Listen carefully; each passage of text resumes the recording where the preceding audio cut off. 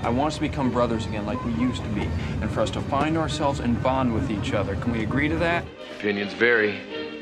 Welcome to Three Brothers Filmcast, the monthly roundtable podcast where the brothers behind Three Brothers Film discuss movies as well as broader topics in film culture. We want to thank you for listening. As we approach the 1-year anniversary of this podcast in December, we're glad you've chosen to join us. And if you like what you've heard, please drop us a 5-star rating or review, and even more importantly, please recommend us to your family and friends. We're looking to expand our audience, and reviews and in-person recommendations are the best way to help new listeners find our podcast. I'm Anders Bergstrom, and I'm here with my brothers, Anta And Aaron? My last name is the same as my brother's. And this month, we're talking about The French Dispatch, the newest film from Wes Anderson, who returns to live-action filmmaking with this series of vignettes framed around an American magazine in France. But we'll also discuss what we've been watching on television, in particular Netflix's recent phenomenon, Squid Game. From the fictional French town of Ennui to a mysterious island off the coast of Korea, join us on a global jaunt. Okay, Ramblers, let's get rambling. It began as a holiday. Eager to escape a bright future on the Great Plains, Arthur Howitzer Jr. transformed the series of travelogue columns into the French Dispatch, a factual weekly report on the subjects of world politics, the arts, high and low, and diverse stories of human interest. You don't think it's almost too seedy this time? No, I don't. For decent people. It's supposed to be charming. He assembled a team of the best expatriate journalists of his time: Berenson, Sazerac, Kremens, Roebuck Wright. These were his people. Just try to make it sound like you wrote it that way on purpose. Wes Anderson has been a favorite of mine, and really all three brothers, ever since his breakthrough sophomore effort in Rushmore. Rushmore was one of the highest-ranked comedies on this past spring's Three Brothers Top 100, coming in at number 36. And even his less heralded films have a special place in our private pantheon, as anyone who listens closely to the opening of this podcast has probably guessed. Anderson's mix of theatrically precise mise-en-scène and dry humor, while sometimes accused of being twee and whimsical, is often layered with a sense of poignancy and sadness. His films are literary in their allusions, whether literally, as in his adaptation of Roald Dahl's Fantastic Mr. Fox, or at least in broad strokes, as in a film like The Royal Tenenbaums, with its J.D. Salinger notes. Anderson's films are careful and full of eccentrics, but they're not tidy or devoid of real emotion and danger. The French Dispatch of the Liberty, Kansas Evening Sun, as the full title reads on screen, is an anthology film, set in the fictional French town of Ennui, an appropriately Wes Andersonian name for a city if there ever was one, and framed around the preparations for a special issue of the magazine commemorating the death of the publication's founder and editor, Arthur Howitzer Jr., played by Anderson regular Bill Murray. After this special issue, the Dispatch will cease to publish. Nearly all of Anderson's regular collaborators are featured in the film, from Owen Wilson and Jason Schwartzman to the aforementioned Bill Murray. But the anthology structure of the French Dispatch means that there are plenty of characters for new collaborators and returning cast members. This film has a cast that reads like a who's who of Hollywood art house favorites, from Benicio del Toro and Jeffrey Wright to young performers like Timothée Chalamet and Saoirse Ronan. The three main storylines each follows one of the journalists for the Dispatch and dramatizes their feature stories. First, we get the concrete masterpiece, featuring a prisoner who has created a particularly unique series of paintings and the challenges facing an art dealer who wishes to acquire them. Revisions to a Manifesto tells the story of student revolutionaries drawing on the 1968 student protests in France and the French New Wave. The last feature is the private dining room of the police commissioner, in which a writer attending a dinner prepared by the police commissaire is interrupted by the kidnapping of the commissaire's son.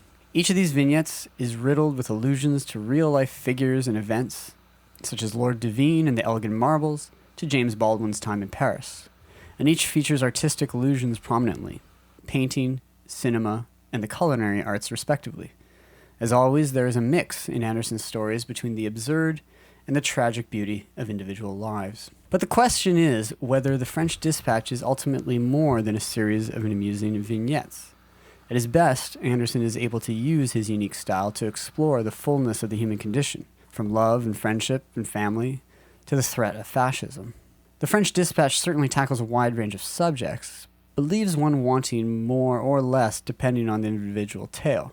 Perhaps this is the danger of the anthology film, something I myself felt even when favorites like the Coen brothers have attempted the format in the recent Ballad of Buster Scruggs. So, what did each of you think? Where does The French Dispatch stand in the fairly consistent and varied oeuvre of Wes Anderson? Is it a triumph? Or is this the film in which he finally becomes the very thing his detractors have always accused him of?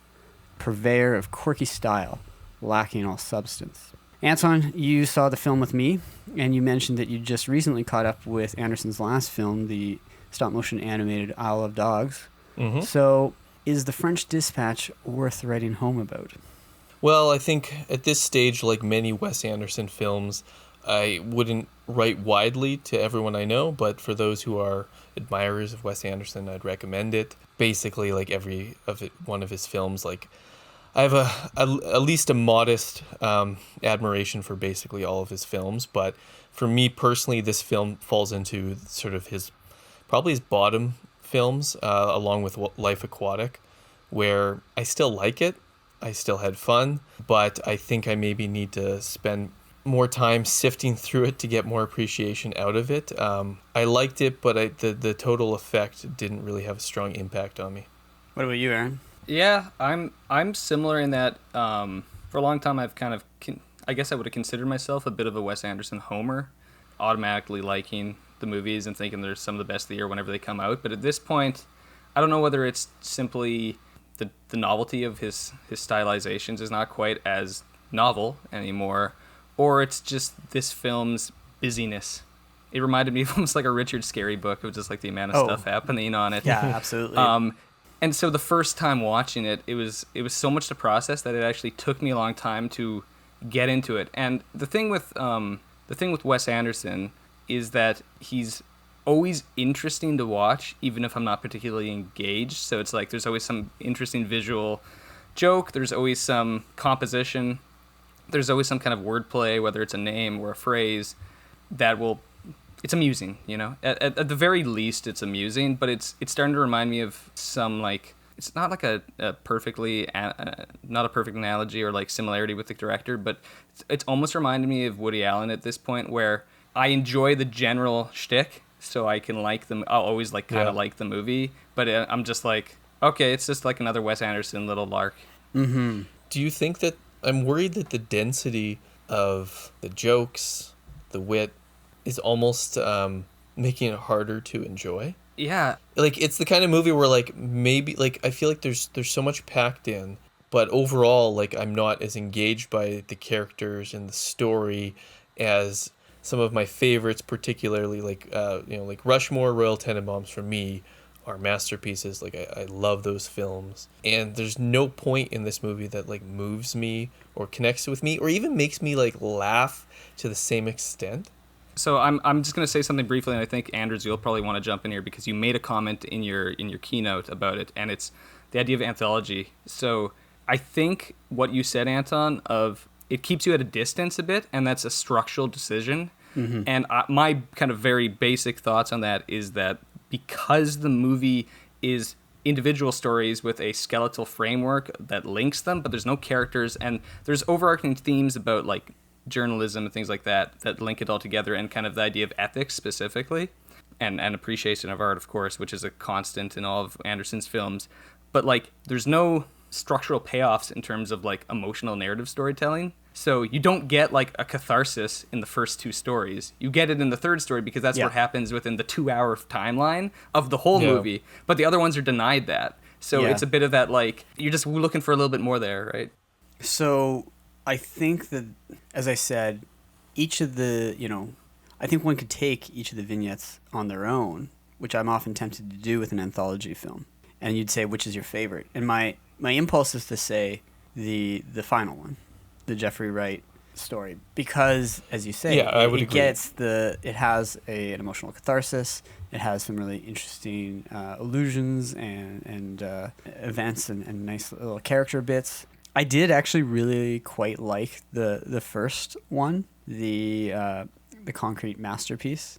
I found it the most absurd, and in that sense maybe the funniest, because I think it pushed Anderson in a way that actually it reminded me more of the Grand Budapest Hotel in certain moments, because Grand Budapest Hotel, on the surface, a lot of people accuse it of being very like one of the most sort of, it has that nested storytelling. It's like a Russian doll. Yeah, and it's very carefully curated, but much like Gustav, the Ralph Fiennes character in the film, it is very much putting on a show for you. But that film ultimately reaches a real catharsis, and the stakes are higher than any other Anderson film in the end of the golden era and the rise of fascism in Europe. This film, the first story, has some of the sort of more daring elements in terms of what it does with art. It's really mocking certain things. I didn't realize until after watching or reading up on the film after watching it that the Adrian Brody's character is based on a real life art collector, Lord Devine. And I don't know, I've never been to London, but Anton, you've been. You've seen the Elgin marbles? I think so. Right, at the British Museum, that are lined up in a dark room on a concrete wall, similar to the concrete masterpiece in the prison in this film, right? And his character is based on Devine, and the difficulty of staging certain pieces of art. But there's kind of an interesting reversal of the real life thing, in which people have argued that the Elgin marbles should be returned to Greece, where they could be on display in their natural. They would naturally be under light in the temple, right, and things like that. Whereas the way they're displayed in the museum is this long, dark alcove with lights shining on them and things like this. We have the opposite problem here, where Anderson's reversed it so that the art can never be seen outside of the dark prison. Yeah. Right. So there's some interesting stuff that he's doing here, and I really like Benicio del Toro actually in a Wes Anderson movie, because he brings a little danger and a little edge to the proceedings. I think maybe the weakest of the three for me is the middle chapter, because it's also the most self-consciously sort of cinephile, 60s French student revolution, or protests, and there's a little Godard and stuff like that. And to me, that one kind of falls flat. And I don't know. And Frances McDormand doesn't seem like a great fit for that character to me. I don't know. So it's a very uneven film, even if overall I'm inclined to kind of like it. But I think my point, which is like same thing with Buster Scruggs, it doesn't, like, a really good anthology comes together to be more than the sum of its parts, in a sense, right? And this never does. But I don't think the problem is inherent to the anthology genre. And I actually like Buster Scruggs better than you did. But like for me, is that the overall frame narrative isn't that interesting to me. No, it's not. Yeah. At the end of the day, like, I don't feel that strongly about the characters or like the whole idea of these journalists in France. And it never sells the overarching meaning or value of that frame narrative in order to like ground the rest of the stories we get, right? Like you usually want a frame device that somehow provides like an extra layer of meaning, and like maybe there's more there. And as you mentioned, like things like the Elgin marbles, like there's so much going on. Like when I was watching Isle of Dogs again, like there's the density within like it takes 60 seconds on screen, whether it's the visual stuff that's going on, the allusions to other works, the referential, the layered jokes that are both like they're right, all the dry jokes, but also the jokes that are just like puns. All the characters have their name's a joke. Like there's something that's both like intriguing and appealing about that, but also off-putting. And for me, those elements that are a little bit more distancing, off-putting, are more pronounced in this film than his other ones. Partly because we don't get the frame narrative or character arcs that bring in and work a strong counter to the distancing. In fact, I think you hit on a couple of things that I think I would want to draw out, and I think kind of tell me something about what doesn't quite work in this film. I mean, you talk about density and illusions and puns and things like that. It almost becomes a bit of a game for those in the know, right? Well, it functions similarly perhaps to like Easter eggs or references in comic book or sci-fi movies and things like that, but for a different audience. And then this is the other thing. In the same way that like a lot of like films that are based on like pre-existing properties rely on the pre-existing emotional attachments that viewers bring with them to the characters, right? Whether it's Star Wars or Marvel or whatever, what have you. this relies on your affection for a particular kind of writing, particularly the New Yorker. Yeah. And your taste for the New Yorker, mine, which is not very high right now, let's just say. Yeah. You know, your mileage may vary depending on how much that gives you fuel to enjoy this. So for me, like I am interested in this idea of like Americans who are urbane and worldly and cosmopolitan in France. I think there's an interesting idea there, but the joke is that I'm it's trying also to- Liberty, Kansas, that has. yes, that's the joke, right? Yeah, exactly. And the people of Liberty, Kansas, like, do they care about And as this? like at all? like Liberty, Kansas, I think the real place is like a few hundred people. Like it's Right. So how could this be justified? It's purely a vanity project. well, it's partly right? selling into the idea that back in the day, you know, a newspaper could have a foreign dispatch, right? Like a so that's It's also partly the clearly a joke. vanity project of Howitzer, But right? there's two things. So that when he dies is done because it was only ever to serve his vanity Yeah. and his and that's the part that needed to be drawn out more, right? Like if you made Howitzer more of a Royal Tenenbaum figure, if you expanded some of the frame narrative a bit more, I don't know if that would have Okay. worked or not. It's hard So to like say. two things that I just want to touch upon, and we can probably elaborate later. But I think it's important. One, in terms of density, I think one of the issues here is that Anderson, you know, I think he has a strong command of cinema and cinematic conventions, but everyone has noticed, right, and always comments on his literary aspects.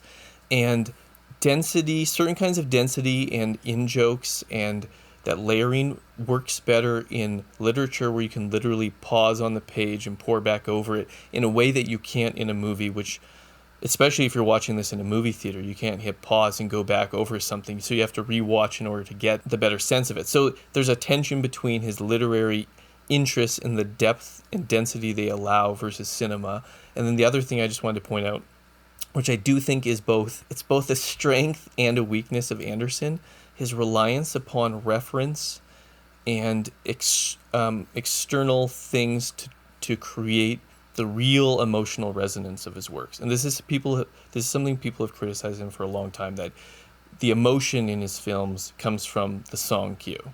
And to some extent, I don't think that that's a problem, because what I would say is, like, he is amazing at selecting the right song for the right moment for the right scene. And so credit is deserved to some extent. But at the same time, there's something going on there where he's not creating the emotional arc through the characters he's creating or the narrative, but it's a reference to a song, or it's your feelings about the New Yorker or journalists that creates the emotion. And I would go back to say that's why in my mind, he's never surpassed Rushmore. Because in Rushmore, he found his style, and yet it was a personal story about a prep school kid from Texas, filmed on the grounds of his old prep school. And there was a real emotional hook there with Max Fisher. Yeah. And who as is you the said, ultimate who is the ultimate character Andersonian in all of character, his films. I know some people have argued that I need to go back and watch Life Aquatic, because it's literally been 15 years since I've watched that film. And I know coming after Rushmore and Royal Tenenbaums, like you, Anton, I kind of slotted into the lot bottom.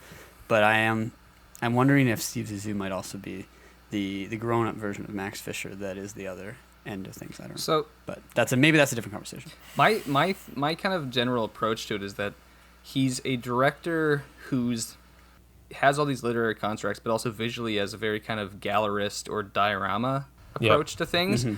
And people will be like, "Oh, this movie's wonderful. It's like walking around in a gallery." I'm like, "No, it's a movie. In a gallery, you're not on a conveyor belt that forces you the way you watch things. You're free to go which way you want. But in a movie, it's one track." And it doesn't actually take advantage of the density in the early going, I find. Mm-hmm. It's interesting because as the stories go, they become more appealing on an emotional sense, but that might have largely to do that they pare down the amount of characters and the busyness happening. Like the reason that the Jeffrey Wright one hits more is that it allows us to understand him, and then it has the core relationship between the father and the son. But so like what are the most affecting moments in that? The most affecting moments is the brief aside where he talks about him being in the same prison cell because he was picked up for hooking up with other men in France at that time. And it's never like really said outright, but that's what it is.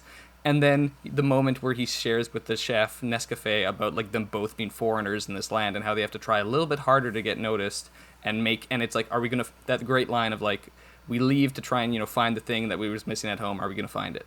Which is a very James Baldwin It is. theme. It's a great homage there, but it works with it. Like, you don't have to know anything but Baldwin. No, you don't, Jeffrey yeah. Wright's very good. He's got an amazing voice for narration, so He does. it's a pleasure to listen to him.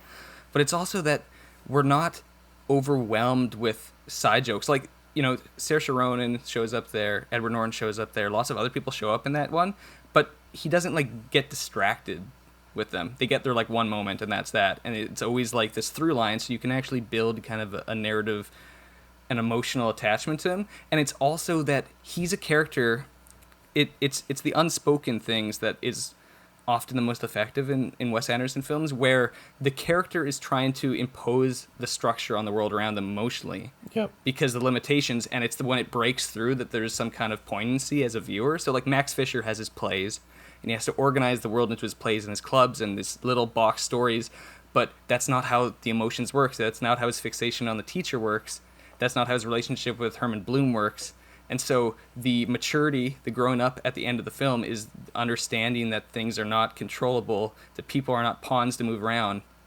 And a movie like Grand Budapest Hotel, which frankly on my first viewing of it seemed somewhat similar to this one, where I was a little bit hesitant. I was like, this is a very fussy movie with a lot of nesting doll style narrative machinations and a very off-putting emotional approach. Like, it doesn't let you in, and it seems to be overly preoccupied with the style. But then you realize that that's about M. Gustav trying to keep this order against the world that is moving in on him, and it's going to break it over. It's, Anton, your whole thing of, like, the civilized and the barbaric, your essay you did back when that came out on the website, and this idea of it's the encroaching history that is swirling around it, and you don't need the external signifiers about history or anything, because it exists in the movie itself too, with the ending where he's killed off screen. But this movie doesn't actually, it doesn't really have that, because it's both Wes Anderson indulging himself in his style to an extent that is greater than all of his other movies, but it's also, there's no character. The only character who could conceivably be the one who's trying to force a order on the world is the publisher, the Bill Murray character, but we don't really get him. But so right. This is interesting. So one of the other, what I thought was an interesting emotional scene was when actually the editor is talking to the Jeffrey Wright writer. Oh, and tells him that, like, this is actually the best part of the story. You have to put it back in. And what I find interesting is that something you just mentioned, Aaron, is that often in a Wes Anderson film, and a great example is Grand Budapest, some of the most important moments, especially even like emotionally, you might not even notice the first time around. And then, like, when you go back, you're like, oh, wait a second. That, like, moment on, like, the train or whatever is, like, actually super significant. And I just thought it was just, like, a passing scene. Like Darjeeling Limited is a film like that as well. And, like, but so what's interesting is that sometimes you wonder, like, is that related to the director's control and he's playing it super subtle? Or is it that there's something going on sometimes beyond, right? Like this sort of, Wes Anderson's an extremely controlling director. Is there actually things that go on in his films beyond his control that gain more significance? What I find interesting in connection back to that editor thing is that here you have the editor speaking to the writer or creator, telling him, you know what, you might not really realize what's your most significant thing. And he totally like doesn't get it. And sometimes in a movie like this, you actually wonder, it's like, this to me is the embodiment of that for Wes Anderson, where it's like, here you have a film and probably like some of its best moments might not the parts where Wes Anderson's exerting his most control on it. But even further than that, like, and I think this is a weakness in auteurist criticism in general. It's the idea that things are only meaningful if they're intentional. And it's like, I don't give a crap whether like, people can create their myth of the auteur. They can have their Stanley Kubrick idea that he controls everything. But that's the entire fundamental flaw of Room 237. Right? Yeah, like that documentary is like premised on the idea that nothing could be in that film that was not intended by Kubrick. Well, again, that's not necessarily the film's thesis. That's the people's. No, that's the people's thesis. Yeah. But so Wes Anderson, he obviously is more controlling than the average director because his frames are so meticulous, because his mise en scène is so insanely exact and so specific to him, right? Like, nobody else. And the delivery, the way he has actors, whenever you enter, all the actors who enter his films have that, like, Wes Anderson delivery, right? But people tried, other directors have tried and failed to copy his style. They can't do it. Case in point, the brothers Ryan Johnson. Bloom. Yeah. And Ryan Johnson would probably admit it, because I know he loves Darjeeling Limited. It's like one of his favorite movies because he also has two brothers. So it like rings true, just like Wes Anderson has two brothers. But the thing I find with sometimes approaching a movie like French Dispatch is we fall into this rabbit hole of wanting to reflect back on Wes Anderson's all of his films, right? And we just want to read it within. It's like, okay, the style. It's almost like the Bond right? The Bond series, like we did last time, where we only want to read it as a Bond movie. So we only want to read this as a Wes Anderson movie. And so of course Wes Anderson heads are like, well, this is great because it's doing this stuff with these characters and it's reconfiguring this and that. And my biggest issue is that only in smaller moments does it seem to be gesturing at a humanity beyond the pages of a bourgeois newspaper magazine. Like it seems to have a frivolity that Grand Budapest doesn't have, that all of his movies involving children doesn't have, because there's an immediacy to that kind of juvenile coming of age story that hits everybody. Yeah. You don't have to have a prerequisite to like approach it. Like, Rushmore, Like Moonrise, Moonrise Kingdom, his animated films. Because coming of age is such a universal experience. Exactly. It has a poignancy that doesn't rely on a familiarity with style or approach to subject matter or a literary knowledge.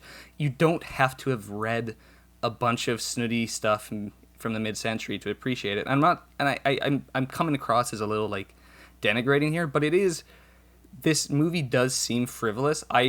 I'm very open to I could watch it again in a year and discover something completely new and think it's actually much deeper than it is. But I'm struggling at the moment to see where the meaning comes in, aside from, frankly, some critics and people who fancy themselves great journalists reading too much into the relationship of journalists and the commentary and the idea of like, well, this movie's it's an ode to an editor who supports and fights for his writers and allows them. And I'm like, but they're not really journalists and they're not doing real work. Yeah, that only makes sense to a journalist critic.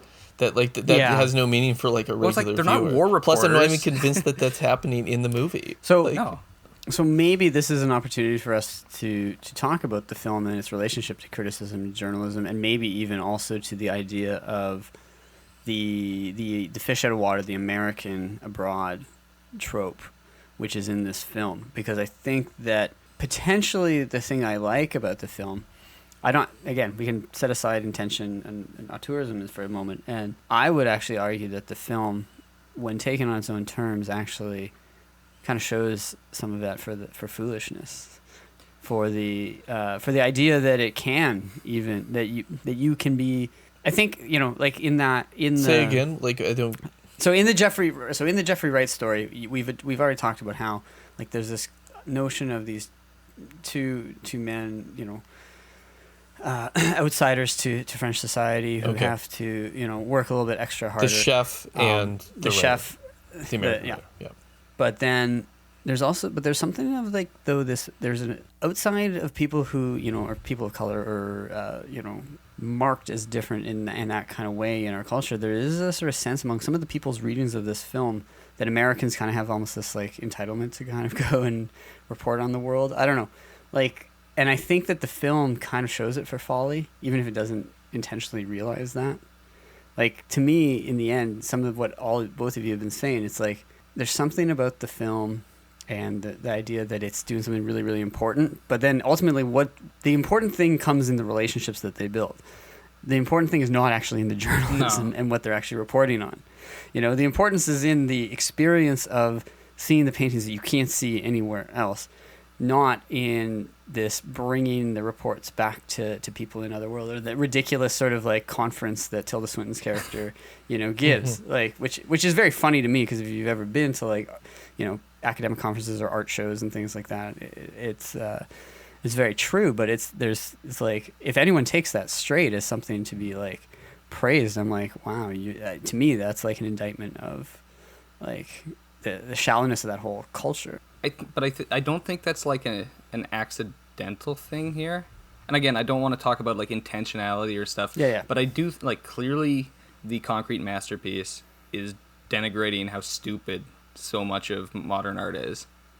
And it's kind of showing of like, look at this man. They've reduced this man's horrifyingly sad life to a bunch of stupid paintings that they want to like fight over and like literally rip out of his, so take away from him, right?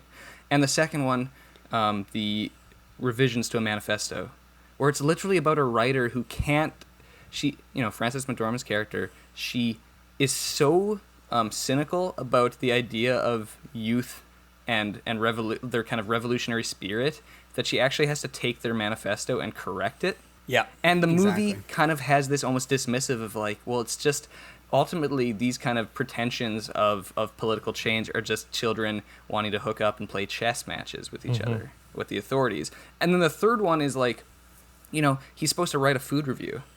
He ends up accidentally walking his way sideways into something meaningful, and that is pointed out with the editor saying like, "This is the best part. You got to put this back in." But he also makes the same point at the thing. He's like, "You never explain the food. You never describe it. This has nothing to do with the assignment here." And it's almost like by avoiding the assignment, the meaning is actually created in that scenario, right? Like the actual. But the thing with the French Dispatch, the magazine within the world of the movie, as presented, is worthless within a larger meaning.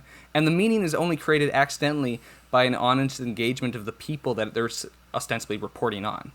Now you're making me think that this movie's actually like way more, way more satirical. It is. Maybe, I think so. Maybe I think the movie's. I did think the movie. But I was think quite Wes satirical. Anderson thought has it was, a, but but I he guess has a what I'm saying mean is- streak in his movies. I genuinely think Yeah, but that. you also, and that's kind of what I tried to gesture So is at the whole- but, in like, is the my whole view of the Keynote is that magazine Wes that- Anderson is not nice and like twee and like all his films, like to me, like the moment in Darjeeling Limited that like guts you is like the whole, both shows the cluelessness and the objectification of these guys going into India, but also like the sadness of like mine died, mine didn't make it, like when they're saving the kids, like. He's dead. He's dead. He's dead? The rocks killed him. You're bleeding like crazy. Peter, you okay? I didn't save mine. It's horrible. It's like, like reality forces there's, like, its way into their stupid Exactly. Yeah, there's world. a point in Isle of Dogs where the four dogs go, like, you think they go into an incinerator. And like Lauren was like, did all those dogs just die? And I was like, maybe. And like that's like a Wes Anderson movie. It's like it's very possible, like just you could dryly just like kill four of the main dog characters in an incinerator, and it would just be like kind of part of the that joke. was a film on a second viewing I liked much more than the first time I watched it as well, to be honest. I liked it a lot, but it's partially because some of the distancing, the emotional distancing, some of the, frankly, like it requires less time for you to sink into that warm bath when it's animation because you're upfront about the artificiality of it all. Yeah. Well, is there how much difference is there between his stop motion and his Not mise en much. scène? Because he does that with human Yes. beings. But can we essentially. talk? Okay, so this is a perfect example though here where I think it's like a huge miscue in the film is when he goes to an animated sequence because just what you said. I'm like, this movie's already essentially animated. Why can't you just do the chase? No, because then I thought the chase because is a way it's to. a I kind of like but the animation's meant I to look like liked that. it. Kind yeah, of but like it's a New Yorker budgetary style thing. It's cartoon, clearly like yeah. you didn't want to do the actual. No, No, wasn't it's it because they wanted to look like that New No, Yorker it's not cartoon the New kinda art, the animated. Are you right? talking about the car chase? Yeah. That's a Euro cartoon homage. Euro No, That's it's supposed to be that's like not a New Tintin. Yorker. That's supposed to be like Yeah, Tintin. it's supposed to be like Tintin or something. But what I'm saying is that scene, it's Okay, like yeah. amusing, but you know how much funnier it would be if it was like an actual guy on the front of a car. I just think there's a perfect example of like, why are you making it animated? You're already doing an animated movie. Wes Anderson specifically has a thing where anytime that there's essentially like violence and action on screen is always like either downplayed or not even shown. It's the way that like characters in Isle of Dogs, like the dogs fight and it's just like you just see like a cotton ball and people are Cloud of fighting. dust, and you always see times where all of a sudden it's like it cuts and someone's got punched in the face, but you don't see the punch. They just have like the blow. Yeah. He has a way. There's something about and he purposely. It's like, remember, you're forgetting about the hilarious ski chase up in the mountains. See, I don't find that funny. But like that's the thing. I'm saying that these moments, I know what you're saying. It's just like that is a case where he's doing a joke. It's a setup. It's a build. It's a punchline. The punchline fails for me. But in both those films, in both those films. You know what? I'm starting to come around to the idea. I've watched it many times with my kids. The only Wes Anderson movie they've watched, but Fantastic Mr. Fox.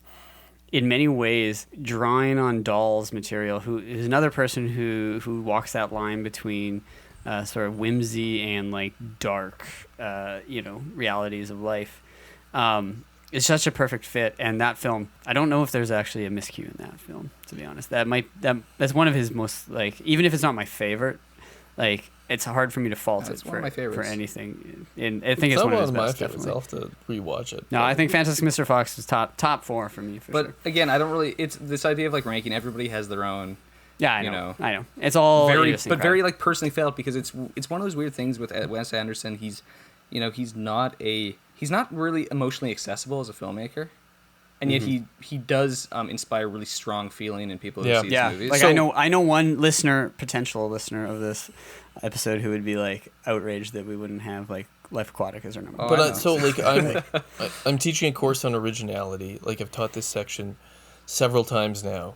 Every year, like at the start of the term, I ask students, they have to list someone they consider to be original, and invariably one student will pick Wes Anderson. Mm-hmm. Like he does like stand out for people. Like I tried to sort of suggest at the beginning is that like a film like this, like, would you write home about it? You're like, that almost isn't like Wes. My affinity for Wes Anderson is like, I like him a lot. I totally understand why a huge segment of the population does not like Wes Anderson. But I also know that the people who do like it will appreciate sort of like, okay, how good is it? And then what, like where would you rank it? How would you compare it? Like, so the aficionados of Wes Anderson are quite passionate. And people who like Wes Anderson and are passionate about him, it's not a put on. No. It's not. No. It's genuine. There's a real emotional connection with his films that people have. Yeah. Even if it's not for I think everyone. it's also because he's similar to Kubrick, not just in the specificity and the kind of presenting an auteurist vision where it clicks in somebody's brain of being like, oh, that's what you mean by director as author. But it's also he's a bit of a gateway filmmaker, right? Like you get into Wes Anderson, he's going to lead you to other worlds within movies. Yeah. Through the And so references. I literally read a student essay on Wes Anderson today that I was great. Awesome. And it was a class where they had full choice of what they wanted to write on from like pop culture, and a student wrote on Life Aquatic, and I was like, "What?" That's also, It was but that's great. also It was very good, that's though. also a great example of what Aaron just said with like the gateway, where like they're the stepping stone where you start, like people are like starting to get into film. They start watching every Kubrick they can get their hands on. They start watching Wes Anderson, and then they're like, oh, like what's he referencing here? I got to check out these films. Yeah. And so I don't know, like what do you make of like Wes Anderson has always had? I feel like sometimes it's not as prominent, but like his interest in sort of new wave, and I'm curious what your guys' view of sort of like his how does the French Dispatch engage with the new wave? How does it treat that whole like the whole French Revolution sort of segment, like the 60s, like, again, like it's hard. I'm trying to work out, is this purely just derision of this?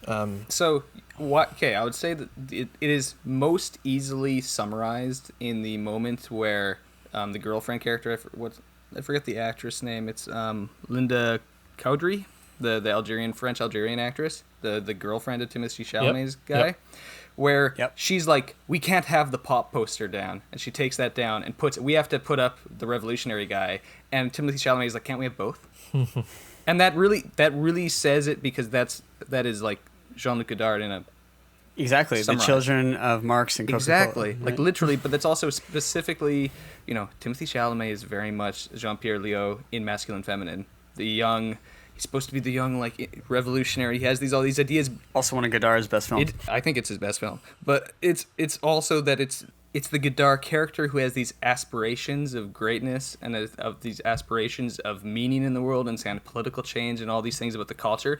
But at his heart, he's really just like a big pop culture buff. Yeah. So here's the thing I'm trying to work out is that, like, so Wes Anderson, he always has characters who are grandiose about or pretentious about their own like self. Well, not necessarily, not self. The Max Fishers. The Max Fisher, but like they're grandiose about their importance, inflated sense of purpose. What's his name again? Max Fisher. Sharp little guy. He's one of the worst students we've got. But I think this is somewhat related to this. But then these characters are always undercut in some way, or they go through an experience where they have to reevaluate their relationship to reality, to the real world, to their real position in it. But the film's never it's never a total destruction of that view. It's like it's sort of like they have to have a reality check, but at the same time they get a little bit of like there's still an embrace of that desire to be grandiose, and I wonder if that sums up a lot of the Wes Anderson films. It's the way that Rushmore like sort of deflates Max Fisher only to allow us the sort of theatrical curtain at the very end when the credits go, as if, you know, like the whole thing has been one of his plays. And what we were just talking about with the action sequences, the way that like there's, I think something there is that he's just saying like, you know what, every action movie, even if you had real guy on the front of the car, at the end of the day, it's just puppets. At the end of the day, it's just animation. Yeah. But at the same time, this is coming from the director who we've just talked about. Always, it's a Wes Anderson film, and he exerts his little fingers all over the film. There's this like sort of like grandiosity. It's there with Grand Budapest, but the deflation, but at the same time, the recognition that you have to have a little bit of this to get through like life. But I don't know. So what I think of it is that there's a bit of Wes Anderson's kind of grandiose fools of his protagonists. There's a bit of himself in all of them. And because Wes Anderson he himself has been very successful. He's a bit of a whiz kid because he started making films very young. Remember, he made Bottle Rocket as like a super low budget indie, but he also made the like Bottle Rocket short film as just like him and his buddies making a short film, and that like catapulted him. Just turned out his buddies were the Wilson brothers. But didn't like Scorsese like see it and like really like Yes, Bottle Rocket? it was Martin. So actually, people forget that Martin Scorsese is actually one of his sort of like more like mentors and people, and his use of pop music even is like similar to Scorsese. So what I'm saying here is that like he's a whiz kid who hasn't been destroyed by the system. In actuality, the Hollywood system has given him the freedom to create his dreams on screen. Yes, Max Fisher has been given everything to do all the plays. So the characters... He's the real life Max Fisher. The characters learn a lesson, but they never get their comeuppance. He's not Orson Welles, he has the same vision, but the characters get destroyed. It's not the Citizen Kane destroyed. It's not the comeuppance and Magnificent Ambersons. But so it's also that Wes Anderson is operating on ultimately the comic tradition in the 1930s sense of cinema, where the movies ultimately resolve in a comic fashion, like a traditional style. In the traditional comedy. Okay, elaborate on that. But it's like a Lubitsch or a Billy Wilder or the others. So it's not just a happy ending, but what else? It's not just a happy ending, but it's the idea that it's gesturing at the other things, but it's also calling back to its own artificiality and its own existence as a story that's meant to distract away from the things. So that's part of the thing. And the happy ending then becomes itself significant because it's artificial, not because it's real. And then it's imbued with ennui and melancholy. For some reason, I'm thinking of Some Like It Hot, and the final line is like, nobody's perfect. Yeah. But you don't understand, Osgood. I'm a man. Well, nobody's perfect.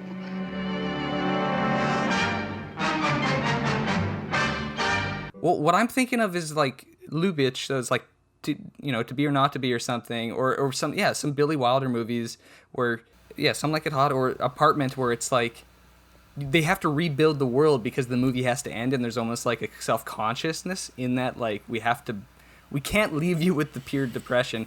Grand Budapest Hotel is probably the movie that comes closest to that kind of like true melancholy ending, and the idea that. But that's because I've pointed out that Grand Budapest Hotel is closer in tone to something like Rules of the Game. Yeah, but the key with Grand Budapest Hotel is that even though Gustav dies, Mustafa is there to take over the hotel and continue the traditional life. So the actual dream does not die. There's still some order that can be maintained, even if Zabroka cannot be as a toll maintained in that control. There can be this little world that still exists within it that keeps the like decadence and the civilized alive. Tending the garden. Here's the question back to the French Dispatch is, if the film's doing this, we've sort of outlined this dynamic in his films, right, where you have a grandiosity, there's some sort of deflation that has to happen, but at the end it still embraces that to some extent. Does this film go through that? And if the grandiosity, say, is this whole idea of doing a magazine from France for the cultured reader in America, and we've talked about how and Aaron's called really attention to this, how in each scene it's deflating some of those cornerstones of that sort of cultured elite, right? Whether it's the whole premise of modern art and its value, sort of like French intellectual / revolutionary culture mid-century, and then the last one, this idea of like the value of what is like a food critic, and things like that. but does the film have then an overarching at the end emphasis on like, but it's still important? Not really, because the newspaper dies, right? Yeah. No, so like I'm wondering what to make of that then.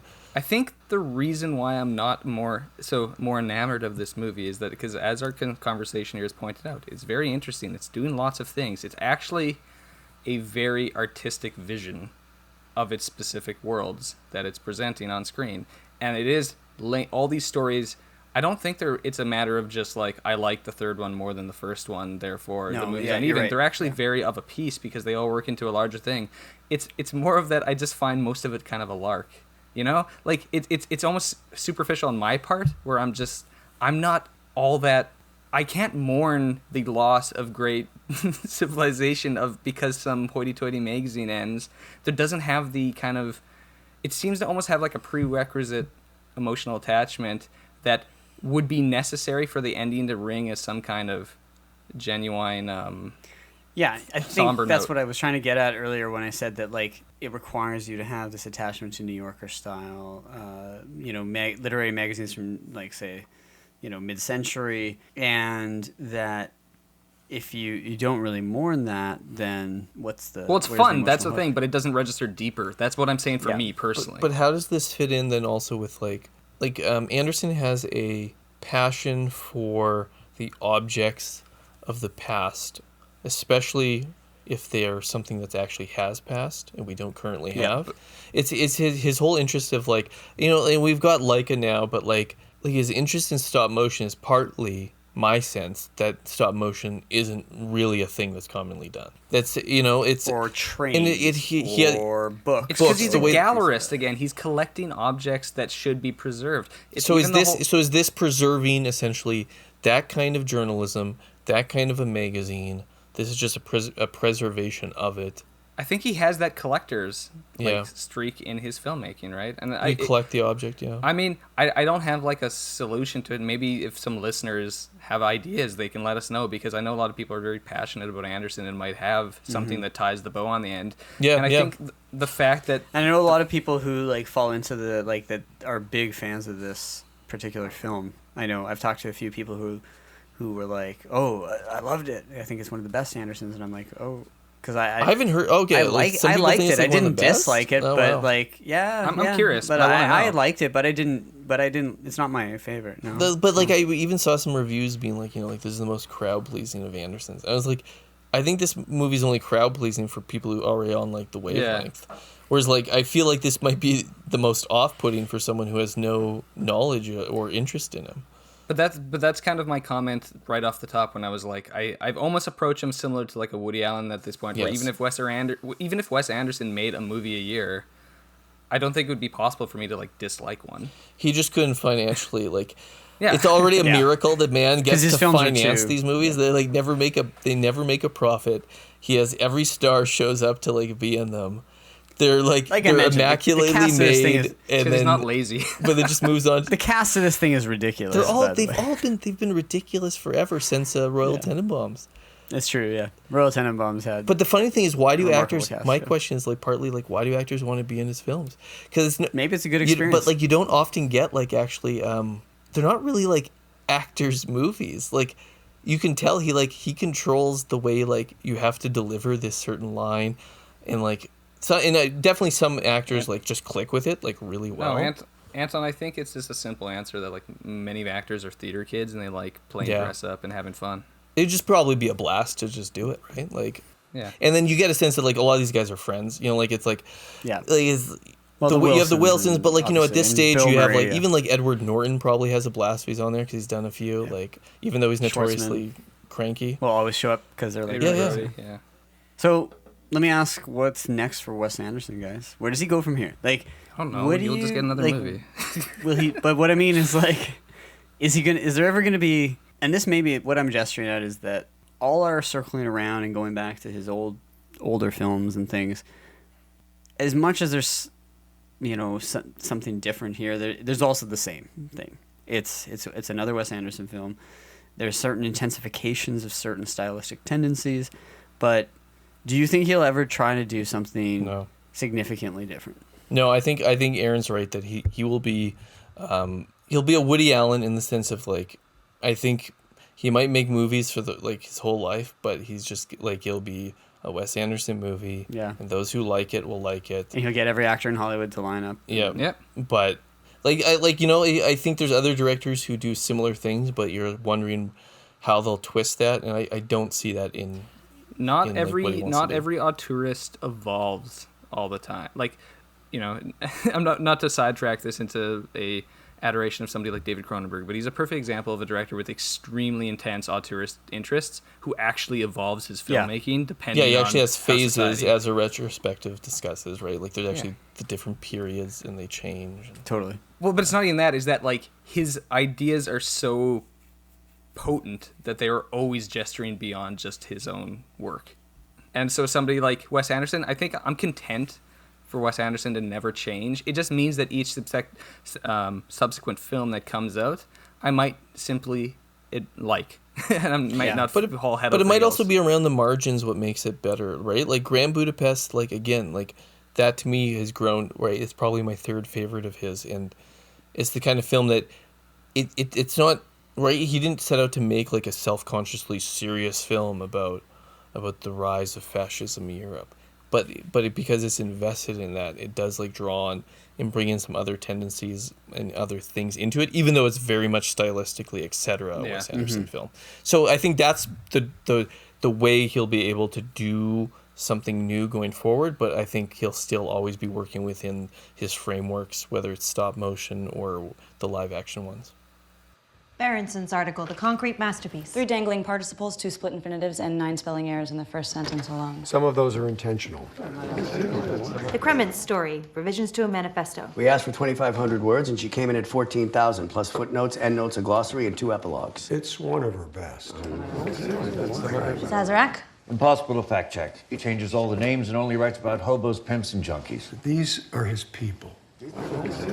How about Roebuck Wright? His door's locked, but I could hear the keys clacking. Don't rush him. The question is, who gets killed? There's one piece too many, even if we print another double issue, which we can't afford under any circumstances. A message from the foreman. 1 hour to press. You're fired. Really? Don't cry in my office. Well, we've been enjoying the return to theaters over the last few months. The majority of people enjoying the cinematic arts in the world today consume their stories and images via streaming platforms like Netflix, HBO Max, or Crave in Canada. While cinephiles are blessed with curated streaming platforms like Mubi or the Criterion Channel, most people spend their time watching serialized stories, or what we used to call television. I'm joking to some degree, but it's true that TV seems to offer the largest audience these days. If you're in a space where you actually interact casually with other people in life, it's likely you'll hear people talking about the shows they're enjoying. And the most recent phenomenon was Netflix's Korean dystopian drama, Squid Game. The latest in a long line of most dangerous game stories, including Battle Royale and the Hunger Games, which explore the lengths people will go to win and survive in a brutal competition. As fans of Korean cinema and dystopian fiction more generally, each of us has watched Squid Game and squirmed at the brutal choices and drama it generates at each stage of the game. 무궁화 꽃이 피었습니다입니다. 그 옛날에 어릴 때 하던 거 말이야?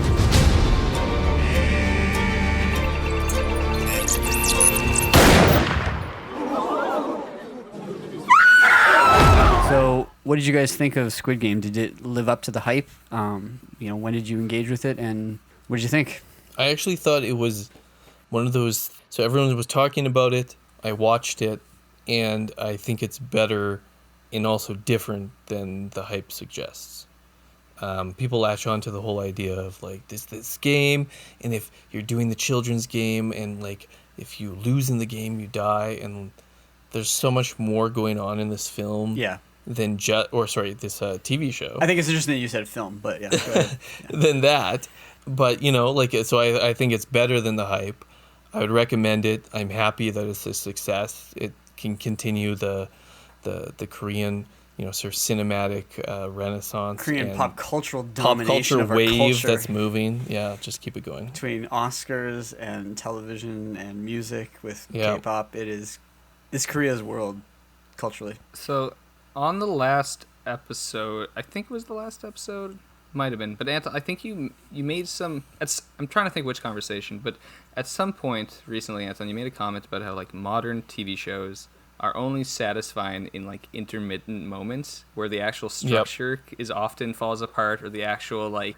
You have 10 episodes of a prestige show and there's some stunning cinematography, some great performances, and there's some moments that are awesome, and overall you're satisfied. But they don't tell a great story. But it doesn't tell a great story, and it doesn't hold you moment to moment. And I actually think Squid Game is a perfect example of a show that like is so conventionally satisfying because I think that if it wasn't Korean and if it wasn't so amorphously tentacled out into all these various symbolic gestures into what cultural or political things they can do, people would be a little more aware of how it's just a really, really good concept with classic storytelling attributes. Like, so it's got the high concept that sucks you in. It's life or death, play children's games in this like ridiculous, Hunger Games scenario.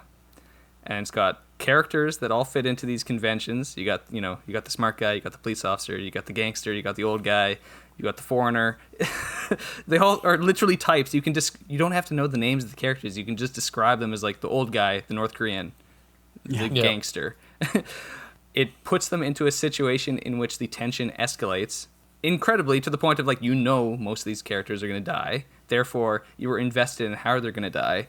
But because it spends so much time telling you why they're there, what this character wants in life, and how like it spends time on building the relationships in these various scenarios. Oh, it's this novel thing that like if you just introduce a character, make them sympathetic, and put them in a scenario of high tension, people are very interested and invested in it and want to know what to happen. And then you get a catharsis. Cultural barriers. Yes, and then you get a catharsis at the end. It's like it's so basic, and it's frankly it's very similar to my thoughts like 6 years ago when like Justified had wrapped up its thing, and I'm just like, I think we don't give enough credit to shows that just ace a classic storytelling structure like really well. I agree with everything you just said, but I also think Squid Game does an extra level too, in the sense of like I'm not denying that it has all these conventional TV components, that it tells fairly normal or like, classic TV character arcs and does it really well in the way so everything you described I agree with, but I also think that there's extra things going on that enhance it and make it more significant. And one thing I just thought is like the whole second episode, for instance, does something different to the story that I could see any number of other TV shows with this exact premise not doing. Yeah. The simple fact that I got hooked. That it sends everyone back out of the game and then puts them into like this very like, socioeconomic view of like where they are in their world and why they might want to choose to go back into this game. I just like it makes some choices like that throughout, and then we can talk about how like is it the second last or the third last episode when we are introduced to the like the actual watchers of the game, the VIPs episode. To me that again is one of those moments that like show. Pushes it in like an extra direction, and again we're like I could see this show have been made where you don't have those extra things and it would just be like still like a really good show. Yeah. But it'd be more like the Hunger Games. Yeah. Yeah. Yeah. It'd be a good concept, well performed, but it wouldn't have those strange ambiguities that can jump into and it also has one of those Korean like old boy kind of like like it's not a full on twist, but you get some of that at the end in like his choice. Well, you mean with the revelation of the front man. Well, the revelation that the old guy is actually the guy like who started it, and then the fact that he also the main guy is going to go back into it. Yeah, I know. I like the show quite a bit. I think I agree with everything you said. I thought actually the one thing, the VIPs are one of the weaker spots of the show. I think that the one is the actors that they cast aren't up to task, which is probably something that is probably true in a lot of shows, which is that, it's just I know that those are obviously like the English actors who were available in the Korean production. They're just not at the level of the other actors. I'm sure Koreans think that. But Koreans probably think that same thing. Exactly. That's what I was just gonna say. It's like it's always like we always get a little taste of what it might be like to not be the dominant audience as Anglos. Like I think that's actually sometimes nice and refreshing to remind ourselves that other ways of viewing. At the same time, I agree that it really plays. There's individual episodes that really stand out. I think the second episode, I agree, Anton, really great. I think people have talked about the marbles episode, Gongbu, as being like yours is mine, mine is your question is whether or not is that episode manipulative and horrible, or is it actually brilliant? I actually think it's brilliant too, though. But it's manipulative and brilliant. But then the ending makes it deepens it so much. Exactly. So I actually think that. But that's what TV is. That's why I think it's a great episode, because TV is manipulative. Yeah. It does deploy these things to make you like a sucker who gets drawn in and be like, oh, feel for it. And then at the end, so one thing I love about Squid Game is that I think Squid Game is such a commentary on viewing TV. Yeah. It's an indictment of TV, not just TV shows, but on multiple levels, like the game show, sports. Sports. I think it's an indictment of the TV drama that you get invested in the character and the arc to watch them wiped out. Yeah. I'm only invested in you so that I get more excited for the next game becomes tenser, so I can get more satisfaction from your eventual death. Yeah, whether it's the Lost or the Game of Thrones, that's sort of who's gonna make it through. We approach the TV drama sometimes. But there's a self-consciousness here about it that there's and I think. But it's layered two ways. It's layered with what I find brilliant about the show is that so you get this basic concept, and then it's layered both on this sort of like Parasite, like a socioeconomic depth, and right, where you can really read the film in all sorts of sort of political or socioeconomic ways, and then there's a meta level, where it's engaging with the idea of TV shows as art in all the different ways of that. Yep. So that's why. And I even think that it goes even one further and pushes things into the level of questions of ethics and morality and spirituality and stuff. Yeah, metaphysical level for sure. And that Aaron always said early on, he was like, "Oh, this is The Prisoner."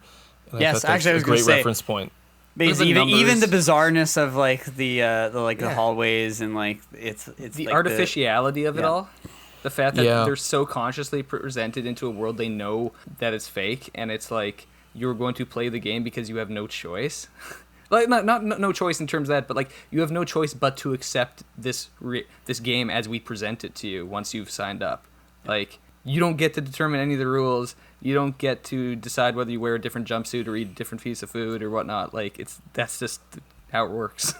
and The Prisoner, once again, The Prisoner was never I don't think it was ever a widely popular show when it came out. I could be wrong. But it has one. If you've ever seen it, there's an iconicity to certain images in it that will stay with you forever. Where it's that weird spherical blob running you down, or just the weird way that the island looks. It's just the umbrellas and stuff. That weird village. It's actually filmed that weird village in Port Wales Marion. or whatever, right? Yeah. But then Squid Game does something similar where you're they've built something where people are Halloween, everyone was being Squid Game. But it'll be 10 years from now, we'll have the guy with the triangle, the weird mask, and the triangle. People are Squid Game. And people will know it. And that's brilliant. So I want to give some credit, the creator, Hwang Dong-hyuk, he wrote it, he directed all the episodes. He worked on it for, he wanted to do it as a movie first. Yeah. 10 years ago. Yeah. And then they didn't, and then only because Netflix was specifically we want to push to have... We want to have big foreign drama. We want the next huge hit to be a foreign thing. And really savvy on their part to we're just going to invest in interesting ideas and see what hits. This is a good example of the streaming getting credit for what it did. Because you would not get this even on an HBO. No. They would not have done this. But, so, I think he is being much more, savvy in watching the landscape of the late 2000s and then the 2010s with the dystopian fiction like Hunger Games and stuff, and the resurgence of battle royale being popular, and also you got that with Occupy Wall Street, and then you got the Trump era, and this idea of class consciousness rising up, but it gets borne out within the fictions that we consume. And so he is pulling lots of these threads in there in a really knowing way. But I think one of the things that might frustrate some of the more, let's just say, like, politically, ideologically ideologues. charged. Let's just call them ideologues. Yes, the ideologues, is that the show does not, like, people are like, oh, it's like a giant metaphor for capitalism. It's like, well, yes and no. Yeah, exactly. It's like it has elements of that in it. It definitely, like, in fact, I think its class. critique of capitalism is more damning than most obvious ideological. But it's similar to Parasite, where it's like it doesn't ignore the ethics or the personal morality in there, and it pits. It's like it's actually hits really hard because it never allows anything to be boiled down to like a simple answer or a simple way of reading these like highly charged encounters that they're in. Yeah. And none of the characters are actually, like, even though I described them, you know, like Gyun is just the loser, like the main guy, played by Lee Jung-jae. And then you get Song-woo, who's like the smart guy, right? And it's actually really clever how throughout the show you're like, oh, who's the villain? Who's the villain? It's like, no, he's the villain. It's just within our world, villains are sympathetic too. They're just a little more ruthless. Like, you know, but it's a classic conventional thing. It's like a villain is more effective if they think they're the good guy. I thought an example of how I think this show is, it's not easy to give a very like flat reading of it. So think of the way the film uses the idea of like equity within, like people talk about there's a critique of capitalism and like ruthless competition, but think about the way it uses equity within that competitive landscape as a controlling mechanism. And the front man constantly talks about it. He's like, oh, this is where true equality, true equity exists. Yep. Exactly. And everyone's reduced to a boiled down to an essence. Yeah. But like, so like that just to me is an example of like just a very like flat, simplistic reading of like what's going on in this doesn't really capture it. Like there's a few different directions and it's a little bit more going on there, I think. Right? Like, cause like if you're going to do that, then you're gonna have to think about like, how does our capitalist system use things like equity? Like, so there's like, it's not allowing you to just take like an easy. There's no easy out. You can't just be like pat yourself on the back after watching this because. And then she's the North Korean, like, you know, and she's come from a communist, totalitarian, brutal system, and like so like it's. And then the guy who's come from South Asia, Ali, up there, Pakistan, immigrant to like work his way into this culture, but like.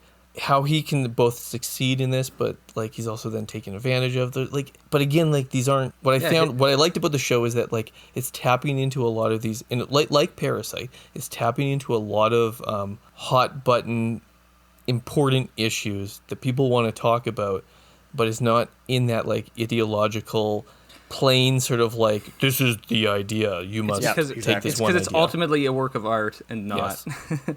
Not just a message pumping propaganda. Yeah. It's one of those things when it came out and I was like, what is this Squid Game that everybody's watching? Why is this so popular? And you watch the first episode and you're like, okay, I get this. This like interesting concept. And then you watch the second episode and you're like, this isn't just like addictive. It's actually very good. And you keep watching and you're like, okay, this is, you know, it happens sometimes where a show that's enormously popular, like this is the most watched Netflix show ever. Yep. That's insane. That is insane. Just think about that. It has a global appeal, though. But you're like, oh, this is the best Netflix show I've watched in a few years. Definitely. Yeah. 머리 존나 크다. 첫 번째 게임은 무화꽃이 피었습니다입니다.